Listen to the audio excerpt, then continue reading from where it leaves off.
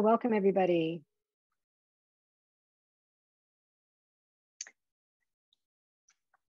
Shabbat Shalom.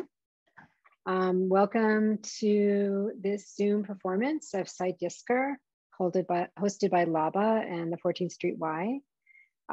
Chrissy, I know you're watching the waiting room, and maybe we could continue to let people in while I do the intro, and then once we get started with the performance, we can hold that off.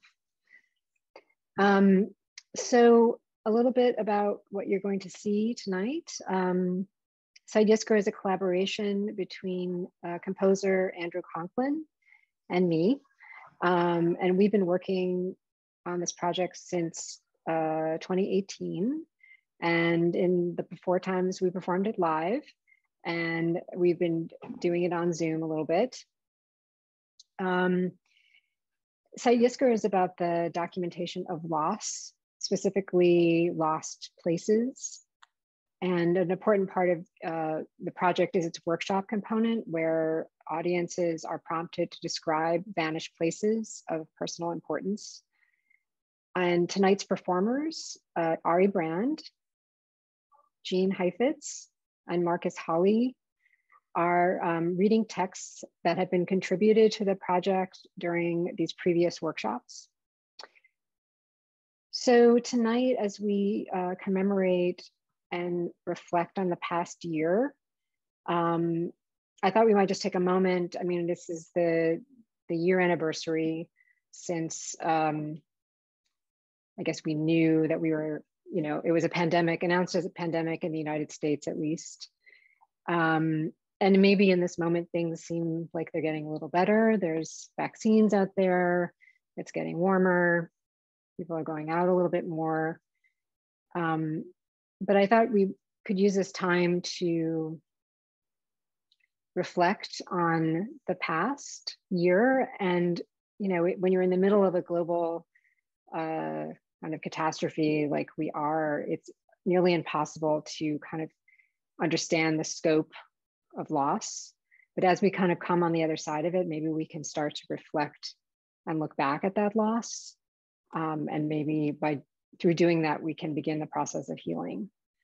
So tonight, as we do this together, after the performance, I invite you to consider the prompt, which is describe a lost place, a place you lost in the past year. And we'll take a few moments for people to think about that and maybe write some words down. And I invite you to share them with the group if you wish. And there'll also be time for discussion afterwards. And I have some technical notes before we start. So we can do this together slowly. So please mute yourself, and everybody is. So thank you for that. There's been a link in the chat, which Chrissy, maybe you could just send it one more time so everybody has it. And if you could click on that link, and it works best. Well, what we do know is it doesn't work in Safari.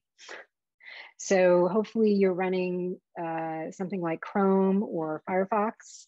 And if you're not, you might have to copy that link and paste it into one of those browsers. What that link does, it allows you to hear the music that Andrew is playing as a kind of separate track. So it's not coming out of Zoom. So the other things we ask you is not to use the chat during the performance, because we are using that for our queuing system. So we need that. And then the other thing is a suggestion we have is to turn off your video. So if you click the stop video so that your screen just shows your name, I might be able to help some people. There we go. And then the other thing you can do is go into where the Zoom menu, the Zoom preferences, which you can find if you click on the upper left-hand corner that says, zoom.us. you click on those words and select preferences, and then go to the video tab on your left-hand side. And if you scroll down, there's a box that says hide non-video participants. And when you check that box, your video screen goes away. And so then you'll just see us. When we're finished with the performance, you can turn on your video and we'll all be back together. All right. I think that is everything. And I think we can get started. All right. I will share my screen.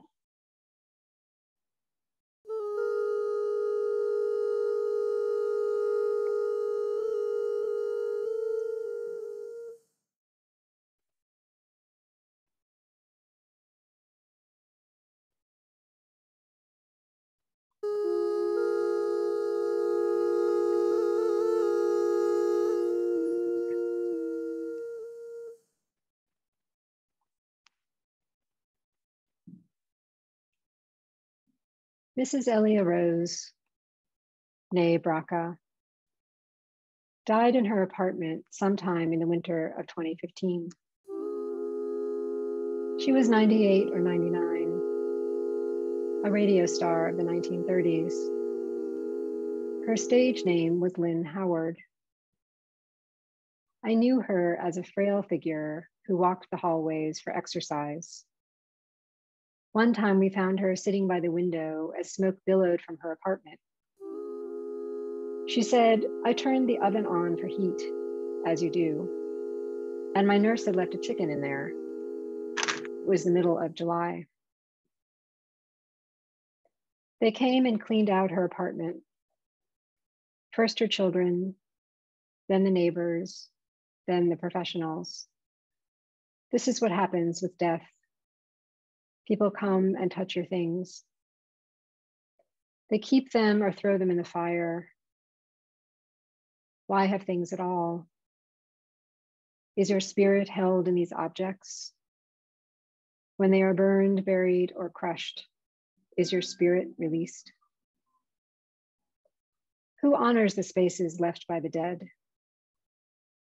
Mrs. Rose occupied a space.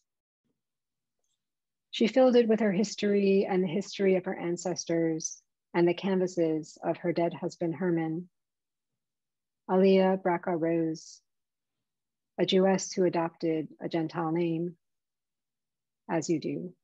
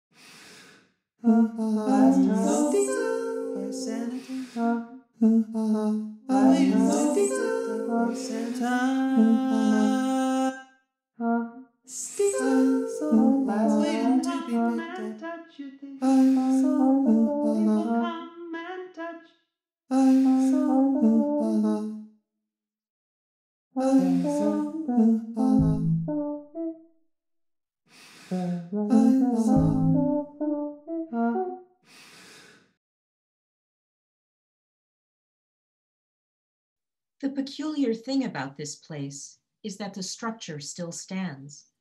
It just doesn't have the same essence or vibrancy that it once held.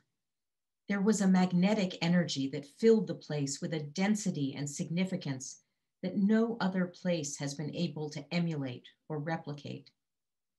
The current owners have refurbished and recalculated the place.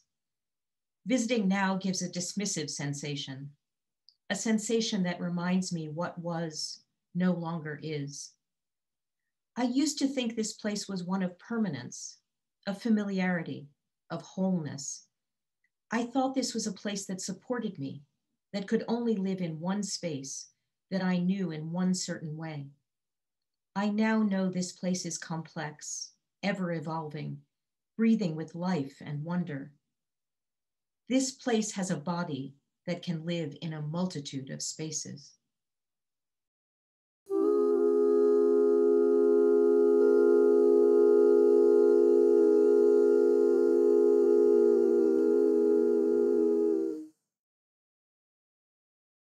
The playground in Washington Square Park, my playground, was wood and steel and sand. Monolithic wooden structures of a reddish-brown wood. Massive splinters in certain high-traffic areas. Bolted together with cold silver rivets. A steel dome of interconnected pipes. Easy to climb up and easy to fall through from a great height. The sand always broke your fall, but it still hurt. A treacherous place, truly. It was where I learned to get back up, to build up speed, to be alone. It's gone now, safer and more colorful. The sand hides fewer treasures.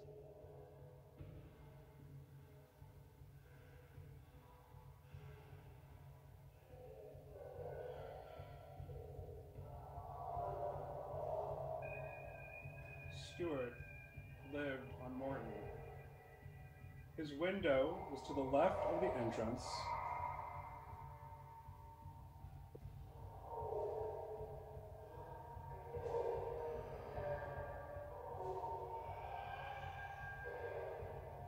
Stewart lived on Morton. His window was to the left of the entrance, and there was a wire metal cage around it. I looked down into his apartment from the sidewalk. Across the street were brownstones. I think he had geraniums blooming one summer. The kitchen and bathroom were in the back. They were small and dark. It had a basement. He had a closet with clothes hanging on 2 racks, one over the other. He made quilts and dyed things.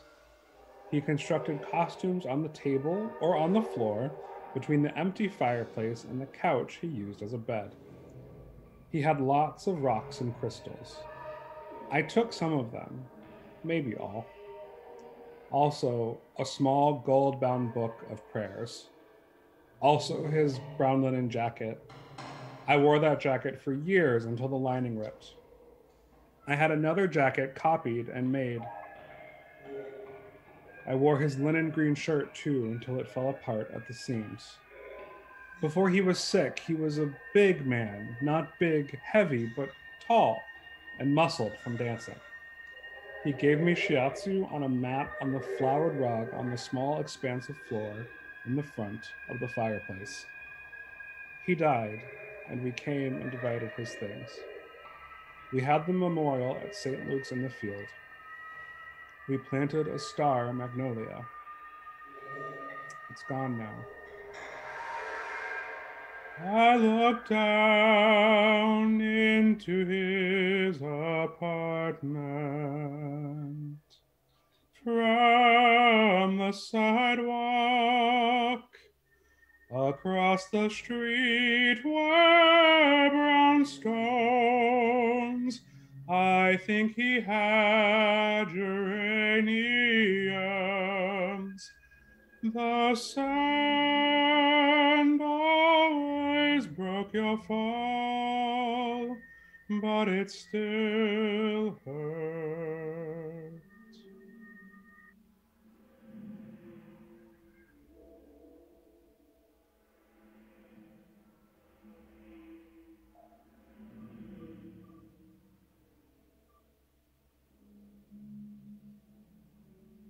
My mother purchased 35 Pine Court in the mid-1960s, about 64. It was a one-story bungalow, 2 bedrooms, a bathroom, kitchen on the back. Not quite enough windows on the front, and a little brick fireplace in the center that always ran counter to purpose and made the house colder in the winter with drafts. The house had been built on spec as part of a little grouping of similar bungalows around Sanford Lake. All of this was in Michigan, a state with over 10,000 lakes, and yet Sanford Lake was made by damming 2 rivers and flooding a slight valley to build small houses so that a single woman with hopes of marrying soon could buy a home of her own after all those years seeing the world through Appalachian Depression era eyes. The summer after my mother died, the house was put on a trailer and carted off. The crawl space was filled in, the mailbox taken down.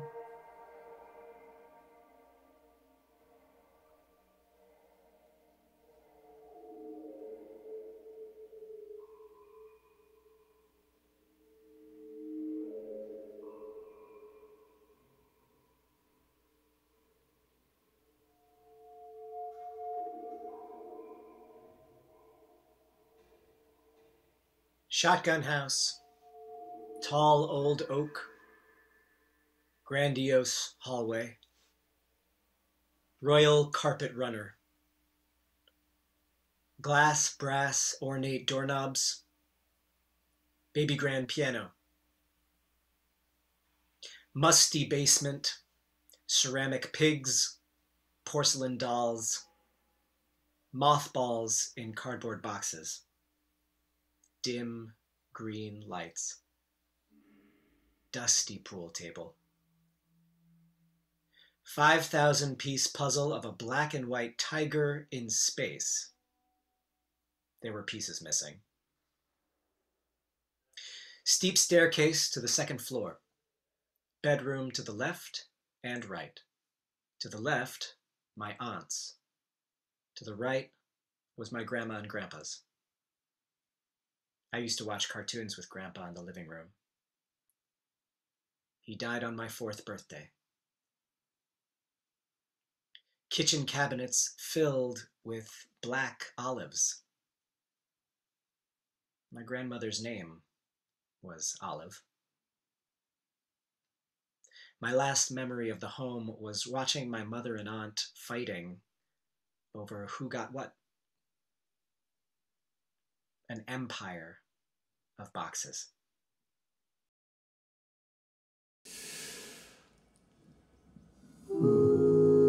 The playground in Washington Square Park. My playground was wood and steel and sand. Monolithic wooden structures of a reddish brown.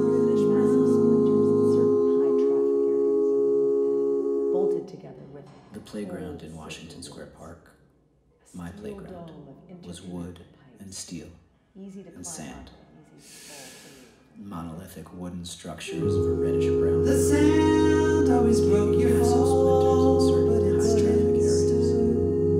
bolted together with cold silver rivets, slides way too high, caves underneath way too hidden from view.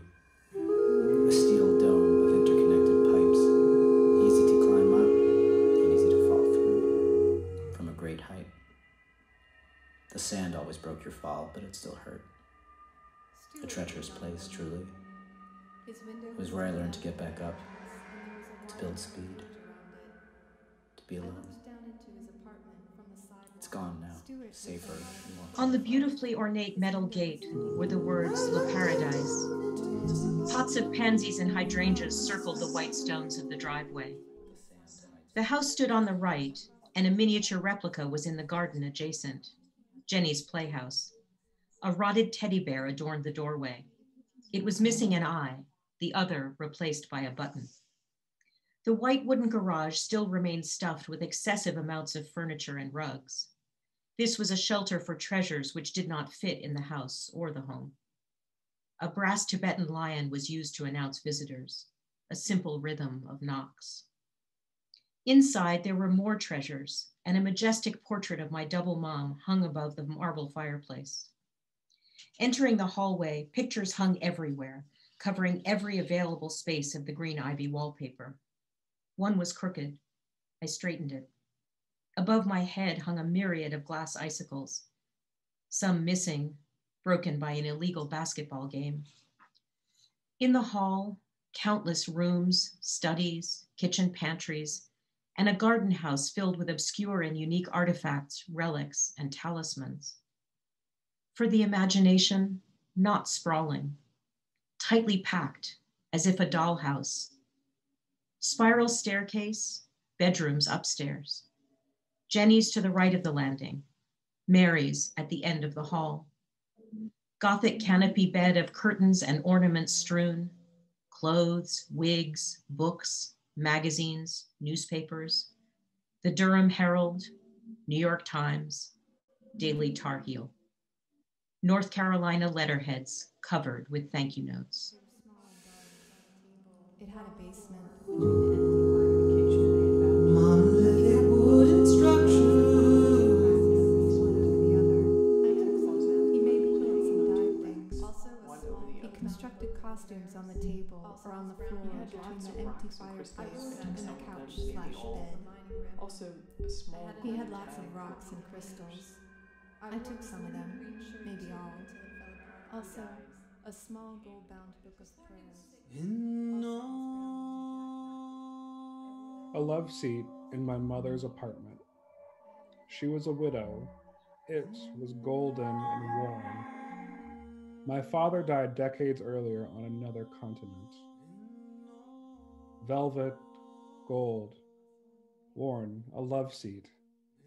Last time I saw it, it was on the sidewalk behind the apartment building, with the couch and lamps, waiting to be picked up by sanitation. I took a picture, which I look at sometimes.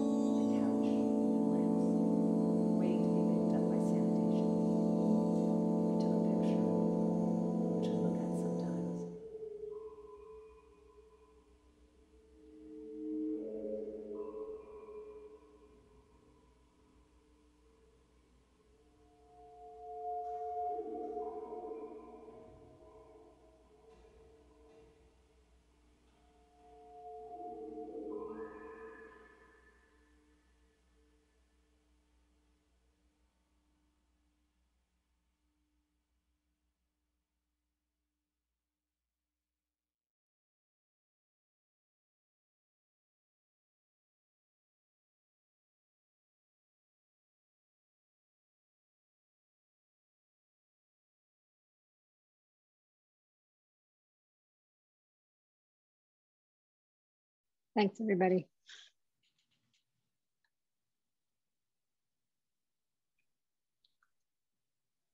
So if you want to turn your video back on, we can all be together.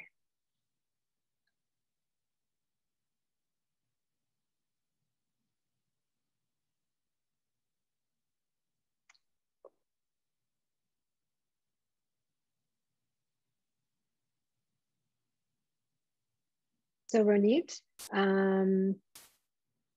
did I leave out anything that you want to say to the group? No, that we are very thankful to spend this hour with you to reflect on the last year and to give us all an opportunity to process and talk and remember and share in the beauty that you have all created for us. Thank you. So I thought we could take a couple of minutes maybe, and if people wanted to write any reflection or if they had something that came to mind right away, if they want to share a place you lost in the past year, we can take a couple of minutes maybe. And then if people want to share that with the group, I invite you to. So maybe we need to go get a piece of paper and a pen. If you want to get some paper, yep. Yeah. Anyone would like to jump in, feel free. Or if you have any questions about anything about the project, feel free to ask as well. And you can turn on your camera if you like. Jean, do you have a place that you miss that's been lost? I haven't crossed the river in a year. So I've been in the borough. Wow. And so Manhattan, where I grew up, is like a foreign country now. And so over the course of the year, I've seen images of places that are boarded up, but I really feel like I'm going to be emerging. I mean, I don't know what it's going to feel like, but I guess I have that feeling of people returning to a place after a war and just seeing what's still standing. In this case, I think it's just, what's going to be gone for good, places, restaurants, stores, just things that, again, those of us, there are a lot of Native New Yorkers on this Zoom, and we know that New York is always transforming and that the place you remember is always replaced by something else. But I feel like it's going to be a more massive transformation this time. Yeah, for sure. More sudden. And also, the last, I think we talked about this last time, my last activity was clearing out my childhood apartment because my father died in December of 2019. And he lived in a rent-controlled apartment, as you do.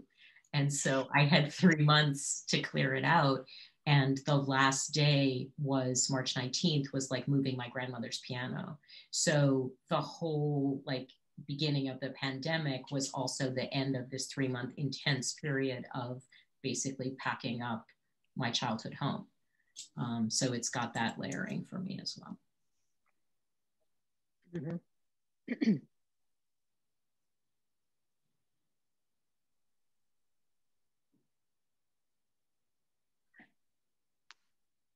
How about you, Ari? Do you have any? Yeah, I do.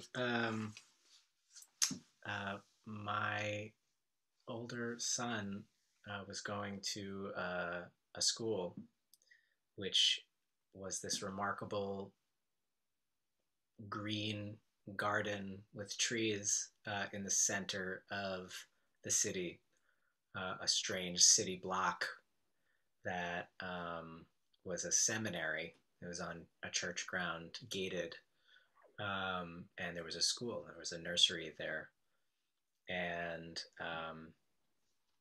they closed abruptly around exactly now, a year ago, and they never opened back up. They closed forever. They shut down the entire program. It had been there for 20 years.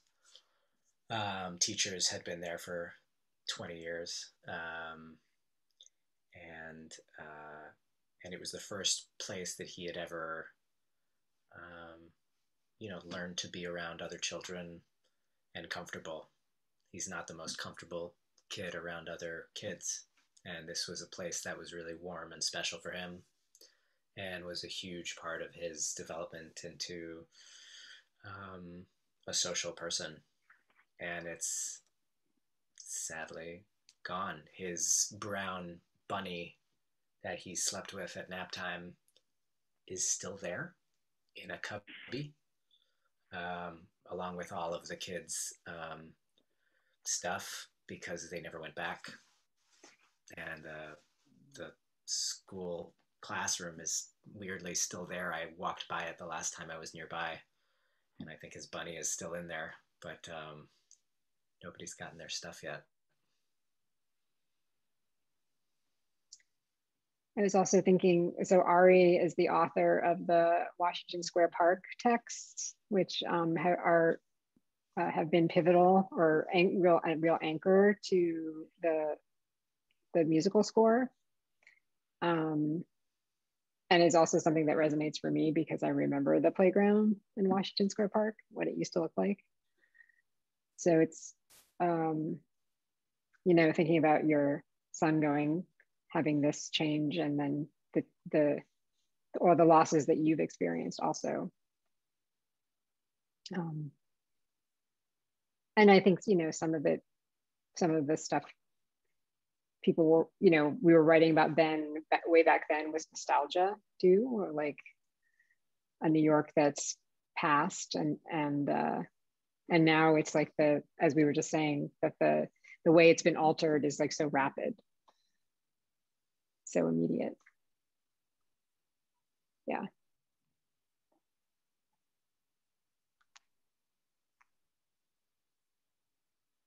Anybody have anything else to share? Yeah, Chrissy. Yeah, I was just thinking and listening to this that part of what's so hard to navigate right now is that we don't know how many things are actually gone. There's a lot of places that have closed temporarily and have said, you know, we hope to reopen in the spring, or we hope to reopen in the summer, or we hope to reopen in the fall. And so you walk past these businesses and, you know, theaters and small museums and stuff, and it's like, well, are they actually gone, or are they just still on hiatus? And it's sometimes still very unclear.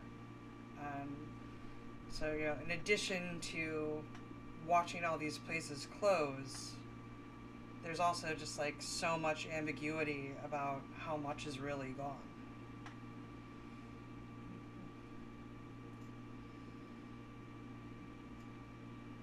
Yeah, exactly. That totally is. We don't know. And we may not know for weeks or months. And it might change even after you know. Yeah, exactly. Yeah, Jesse.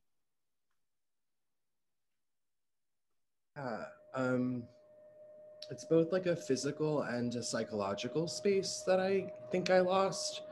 My whole family's in Florida, and I would go back home to my parents' house like every 7-8 months or so. And this is the longest time that I haven't like returned to like where my parents live.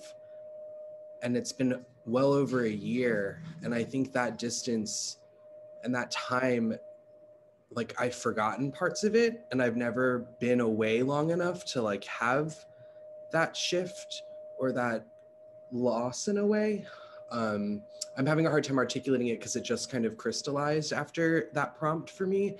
But yeah, like not being able to return to like where I grew up or where my parents are is a loss, and it's changed how I feel also about where I live currently.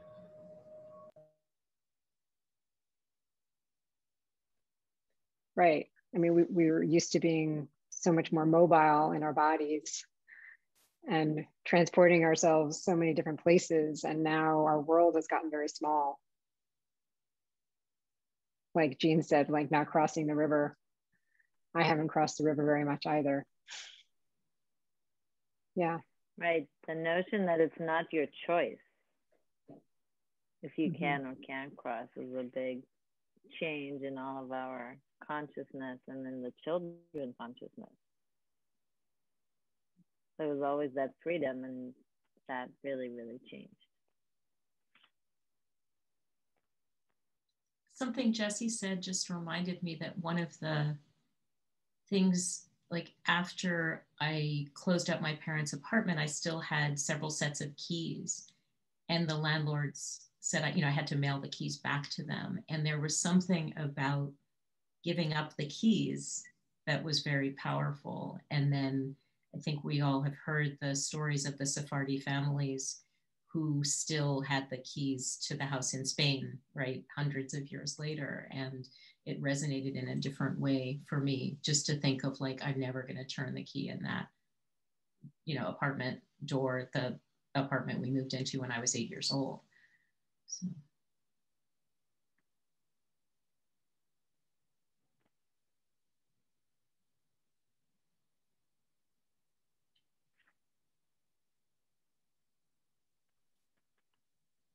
Yeah, anyone else have anything coming off the top of their head to share?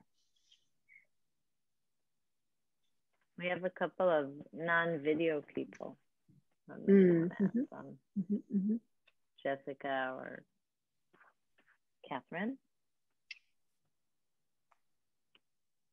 I see them on the... I can go. Sure. So I'm a remote student. So I think something that I feel like I kind of lost is like getting away from home, which is obviously different than what Jesse was saying. But I think I kind of lost like this sense of like solidarity or almost like freedom that I felt like I got by leaving my house and being at school.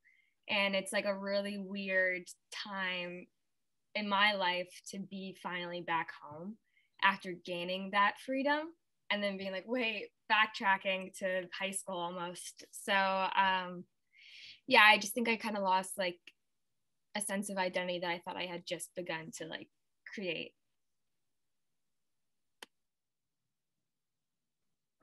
Yeah, totally. Thank you, Catherine. That feeling of freedom when you get to leave home and then it's not your choice to return. Some people, it's their choice to return home, but when you're forced into it and that's not really what your plans were. Yeah, it's a very strange kind of disconnect. Thank you for sharing that.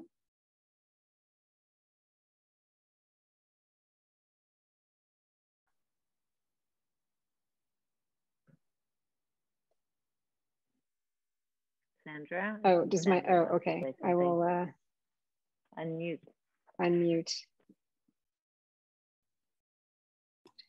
There she is. Okay. Am I unmuted now? There's so many different kinds of losses of places you've been and remembered.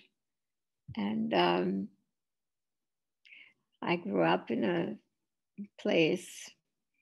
I lived in different places. And the longest place I lived in is in New York, I guess, in West Bath, where Maya grew up also. And it's really a studio living space. But I remember the places that I lived in as a child. And it's so far away. I don't know if it's a loss. It's not a loss anymore. It's just memory somehow. But I can still picture the house I grew up in and the city I lived in. And it's just another time. I don't know if it's a loss. It's always there. You remember it. But there's also the talking to my parents, to my mother, who came from another place, and lost her home as a young girl. that is also in my loss and in my memory. I almost can feel that place. And recently, my husband and I, we had a place in Italy for 20 years that we went to. We lived in part of the year, the last 20 years. And we left the place shortly before the pandemic. We had sold it. And that feels like a terrible loss because it's so recent, and the memory of it is so pleasant having been there. There's just pleasant memories of it. And I can go back to it in my mind somehow. I see it still there. And part of it appears in paintings. The place appears in paintings, and my husband is still painting landscape around it there where we were. Anyway, those are just moments that come into my head about losing, about loss of place. Just little snippets somehow. I don't know if they mean anything, but certainly you can't go back to those places. You just really can't, except in your head. I'm sure if I went back to the place where I grew up, it's all different. It's not that place that I grew up in anymore. And well, if I can jump in for a moment, that's actually is the whole impetus for this entire project has been, way back when I was getting ready to leave Westbeth, to move out of Westbeth, which was the place that I grew up in, because for a variety of reasons, but one was that the place was no longer the place that in my memory, it was no longer the place that I wanted to be in, and that the memory of the place was lost. So in the first few weeks when I did move away and I left and moved out and moved to an entirely different place, I found myself getting on the train and going back downtown and getting out because I missed it. But then I would get out and I'd be like, oh, but it's gone. The thing I miss is gone. Yeah. So I think that's the sort of the feeling. Yes. Yes. Thanks, Mom. Thank you for letting me talk. Yeah, of course. And the other thing that I've been thinking about is about how we make memories. Like, I feel like, I don't know if this is me or if other people have had this experience, but during this whole time of COVID, I don't feel like I'm making any new memories. I feel like memories have to do with like activities and like seeing people or going somewhere, or there's an event that happens. And so the days, because they're so mushed together and they are so the same, that I don't feel like now I'm having memories of the beginning of the lockdown because we're reflecting. I'm like, oh, I remember when we, what happened the day before and the first week of, but then I think there's going to be a certain point where it all just becomes a mush again. So I don't know if other people have had that experience, but.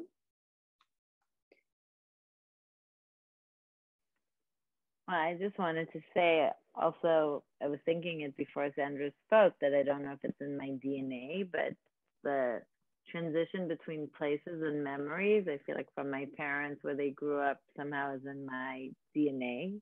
It's like attachment, but also the knowledge that it changes.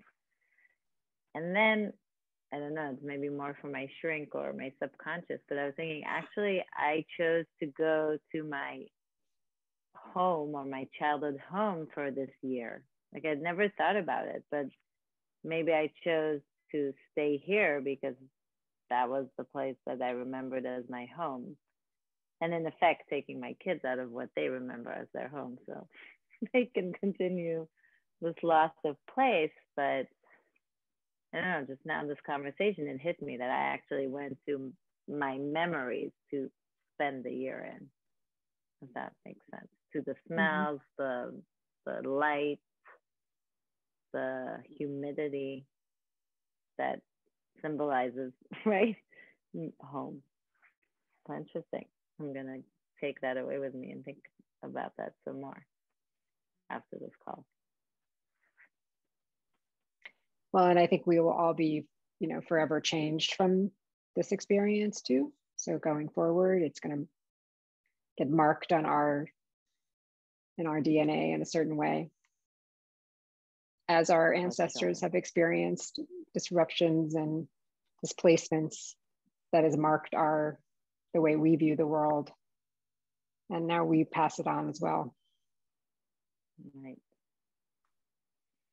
I think those are beautiful words to end with, Maya. Good. All right. Well, thank you all for joining and for the readers. Thank you so much. And Andrew had to run off to for childcare duties, so he apologizes for having to leave abruptly.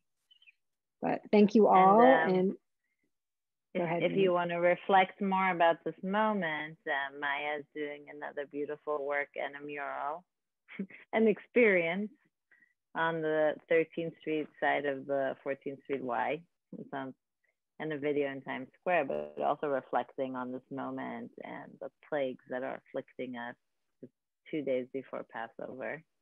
Maya, if you want to say a word before we end. Yeah, sure. Yeah, just this is a North American endeavor with multiple institutions joining together to create a platform where artists are creating street art and writing, and the theme being dwelling in the time of plagues.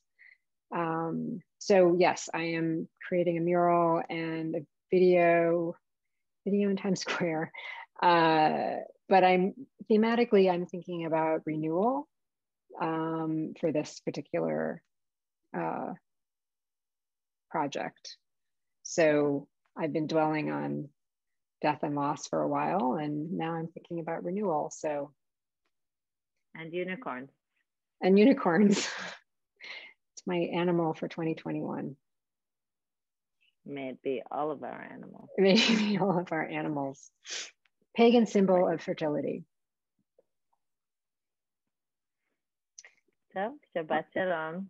Shabbat Shalom. Thank you. Thank you, Renee. Thank you, everybody. Thank you, the beautiful readers, Jean, Ari, Marcus.